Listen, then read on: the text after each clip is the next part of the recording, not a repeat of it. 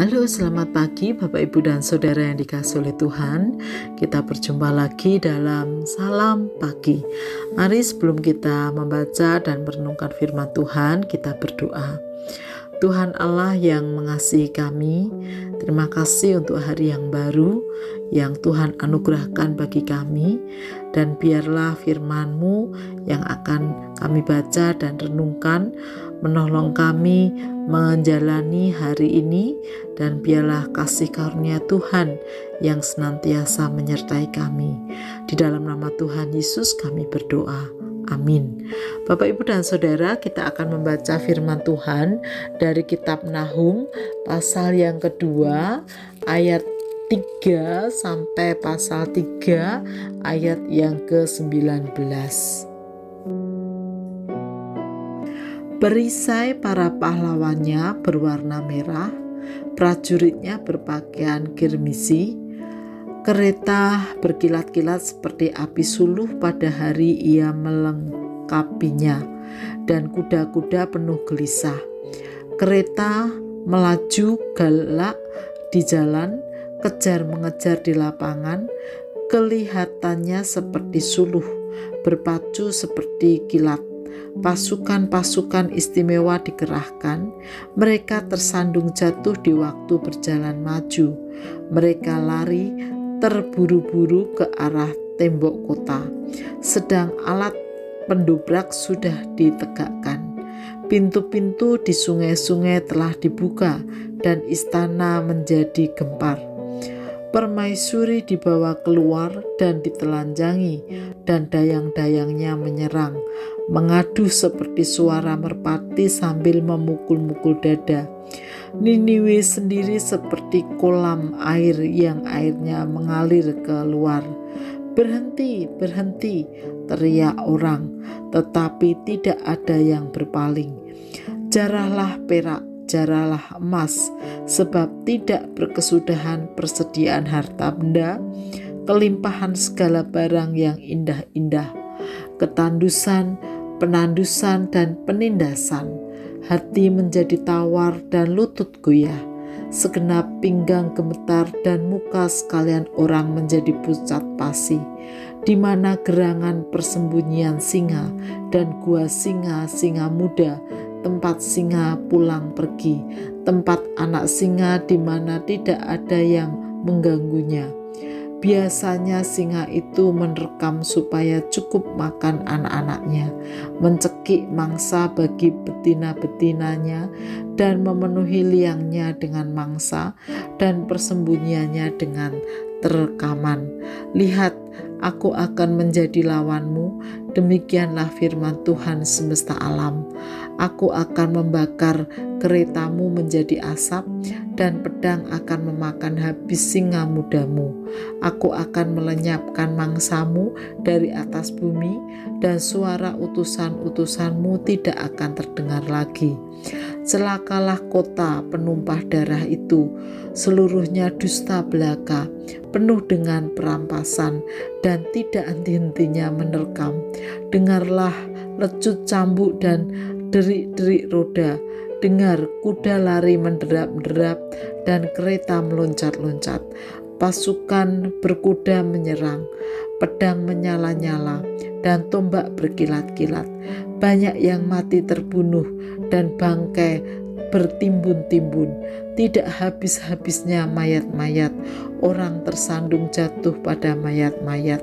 Semuanya karena banyaknya persundalan si perempuan sundal yang cantik parasnya dan ahli dalam sihir, yang memperdayakan bangsa-bangsa dengan persundalannya dan kaum-kaum dengan sihirnya.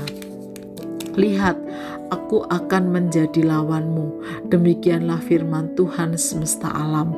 Aku akan mengangkat ujung kainmu sampai ke mukamu, dan akan memperlihatkan auratmu, kepada bangsa-bangsa dan kemaluanmu kepada kerajaan-kerajaan. Aku akan melemparkan barang keji ke atasmu, akan menghina engkau dan akan membuat engkau menjadi tontonan. Maka semua orang yang melihat engkau akan lari meninggalkan engkau serta berkata, Niniwe sudah rusak, siapakah yang meratapi dia? Dari manakah aku akan mencari penghibur-penghibur untuk dia? Adakah engkau lebih baik dari Tebe, kota dewa Amon, yang letaknya di sungai Nil, dengan air sekelilingnya, yang tembok kotanya adalah laut, dan bentengnya adalah air? Ethiopia adalah kekuatannya, juga Mesir dengan tidak terbatas.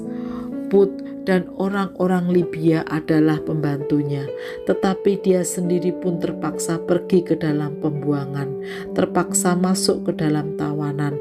Bayi-bayinya pun diremukkan di ujung segala jalan. Tentang semua orang yang dihormati dibuang undi, dan semua pembesarnya dibelenggu dengan rantai. Engkau pun akan menjadi mabuk, akan menjadi tidak berdaya. Engkau pun akan mencari tempat perlindungan terhadap musuh. Segala kubumu adalah seperti pohon ara dengan buah ara yang masak duluan. Jika diayunkan, maka jatuhlah buahnya di dalam mulut orang yang hendak memakannya. Sesungguhnya laskar yang di tengah-tengahmu itu adalah perempuan-perempuan. Pintu-pintu gerbang negerimu terbuka lebar-lebar untuk musuhmu. Api telah memakan habis palang pintumu. Timbalah air menghadapi pengepungan. Perkuatlah kubu-kubumu, pijaklah lumpur, injaklah tanah liat, peganglah acuan batu bata. Di sana api akan memakan engkau habis, pedang akan membabat engkau, akan memakan engkau seperti belalang pelompat. Sekalipun engkau berjumlah besar seperti belalang pelompat, berjumlah besar seperti belalang pindahan, sekalipun kau perbanyak orang-orang dagangmu lebih dari bintang-bintang di langit. Seperti belalang pelompat mereka mengembangkan sayap dan terbang menghilang. Sekalipun para penjagamu seperti belalang pindahan dan para pegawaimu seperti kawanan belalang yang hinggap pada tembok-tembok pada waktu dingin. Namun jika matahari terbit, mereka lari menghilang, tidak ketahuan tempatnya. Celaka, alangkah terlelapnya para gembalamu, hai Raja negeri Asyur. Para pemukamu tertidur, laskarmu berserak-serak di gunung-gunung, dan tidak ada yang mengumpulkan. Tiada pengobatan untuk cederamu, lukamu tidak tersembuhkan. Semua orang yang mendengar tentang engkau bertepuk tangan karena engkau, sebab kepada siapakah tidak tertimpa perbuatan jahatmu terus-menerus? Bapak, Ibu, dan Saudara yang dikasihi oleh Tuhan, perikop ini menjelaskan tentang penegakan keadilan Allah terhadap ketidakadilan yang dilakukan oleh Asyur, yaitu Asyur berlaku tidak adil, bahkan semena-mena terhadap bangsa Yehuda dan bangsa-bangsa kecil lainnya yang ada di sekitarnya. Ya, Asyur yang sangat kuat pada waktu itu sebagai sebuah bangsa semakin bertindak semena-mena dan keras menekan bangsa-bangsa yang lemah, baik itu melalui pajak yang sangat tinggi yang memberatkan bangsa-bangsa di sekitarnya, maupun melalui pekerjaan-pekerjaan berat yang dibebankan. Tuhan tidak akan membiarkan Asyur berbuat demikian terus-menerus.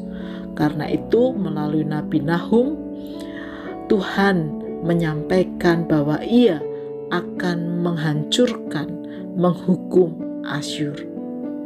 Dari sini kita melihat bahwa Allah adalah adil dan Ia akan terus menegakkan keadilannya di bumi. Oleh karena itu, mari kita terus berdoa apabila diperlakukan tidak adil. Percayalah Allah yang adil itu ada di pihak kita.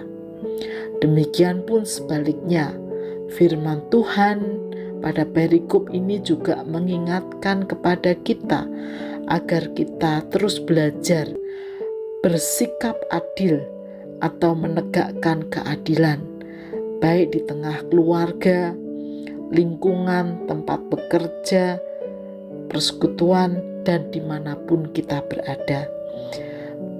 Ingatlah bahwa Allah yang kita sembah adalah Allah yang adil. Mari kita berdoa. Tuhan Yesus, terima kasih kalau kami memiliki Allah yang maha adil. Mampukan kami untuk terus melangkah meskipun kadang kami harus menghadapi ketidakadilan yang kami terima. Dan mampukan kami juga, siapapun kami, untuk terus belajar hidup dengan menegakkan keadilan agar nama Tuhan dimuliakan. Terima kasih Tuhan, kami menyerahkan hidup kami ke dalam tangan kasih-Mu. Di dalam nama Tuhan Yesus kami berdoa. Amin.